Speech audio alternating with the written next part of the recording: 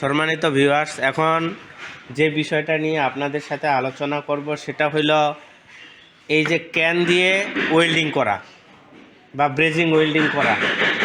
তো এই যে এটাকে বলা হয় ব্রেজিং টর্চ, আর এটা হইলো আপনার গ্যাস ক্যান। এটা যে গ্যাসটা থাকে সেটা হলো এলপিজি, আর এলপিজির রাসায়নিক নাম হলো আইসোবিউটেন। অর্থাৎ এই যে এখানে যে ওয়েল্ডিং করা হবে এটা কিন্তু ওয়েল্ডিং টর্চ হিসাবে ব্যবহার করা হবে বা ব্রেজিং টর্চ হিসাবে। তো এই যে ওয়েল্ডিং টর্চ বা ব্রেজিং টর্চে এটাতে কিন্তু একটি মাত্র গ্যাস ব্যবহার করা হয়, সেটা হইল আপনার এলপিজি অর্থাৎ বিউটেন গ্যাস বা আইসোবিউটেন গ্যাস। তাহলে আরেকটা গ্যাস কোথা থেকে নেয়? আরেকটা গ্যাস বাতাস থেকে নেয়, অক্সিজেনটা নেয় বাতাস থেকে। এই জন্য এটাকে বলা হয় এয়ার বিউটেন। এখানে একটি মাত্র গ্যাস ব্যবহার করা হয়েছে যেটা হইল দাহ্য, আর এর সাথে হইল এয়ার থেকে অক্সিজেনটা নেয়, দুইটা মিলে কি হয়? Air butane.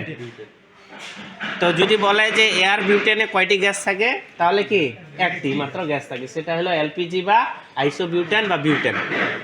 তো আমি যদি এটা লাইটার দেন, তো দেখেন আমি আস্তে করে ছাড়লাম, প্রেসারটা অল্প রাখবেন, তারপরে এখানে স্পার্ক দেবেন। দেখেন দেখি এখানে শিখা তৈরি হয়ে গেল না ওয়েল্ডিংয়ের জন্য। তো এখানেও কিন্তু একটা নীলাভ অংশ তৈরি হয়েছে। দেখেন এখান থেকে এই পর্যন্ত হইল নীলাভ অংশ, ঠিক আছে বিষয়টা? যে এখান থেকে এই পর্যন্ত হইল নীলাভ অংশ, তাহলে আমরা এত দূরে ব্যবহার করব। আর আরেকটা জিনিস দেখেন, এই যে এখানে চারটা ছিদ্র আছে না, এই চারটা ছিদ্র যদি আমি বন্ধ করে ধরি, দেখেন এটা ল্যাম্পোর মতো কাজ করতেছে না? তার মানে এখন শুধু কি জ্বলতেছে? গ্যাসটা জ্বলতেছে, কোনো অক্সিজেন আমি দিচ্ছি না, কিন্তু ফটাগুলা বন্ধ করে দিচ্ছি। তাহলে এখন কি হিসাবে কাজ করতেছে? ল্যাম্পো হিসাবে। ক্লিয়ার বিষয়টা? তাহলে এটা কি বিউটেন গ্যাস বা দাহ্য গ্যাসটা কি আপনি আর এয়ার থেকে অক্সিজেন নিয়ে শিখাটা তৈরি করতেছে, এই জন্য এটাকে বলতেছে এয়ার বিউটেন। তো এটাও সেম প্রসেস।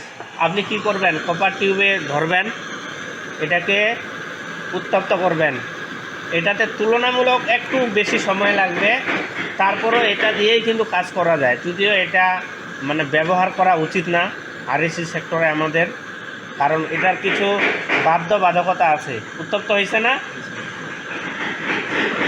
তাহলে আমি কথায় দিলাম, প্রথমে উপরে দিলাম, তারপরে কি সামনে দিলাম, তারপরে এই সাইডে দিলাম, তারপরে একটু হালকা একটু উপরে দিলাম। কি হয়ে গেছে না ওয়েল্ডিং?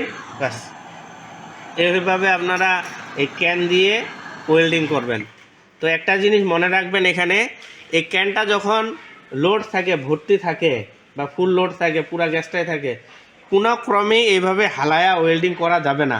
তাহলে এখানে লিকুইড চলে আসলে ধাপ করে কি এটা আগুনের শিখা বড় ধরনের ফুলকি তৈরি হয়ে যাবে। কোনো সময়ের জন্য এটা হালায়া ওয়েল্ডিং করা যাবে না।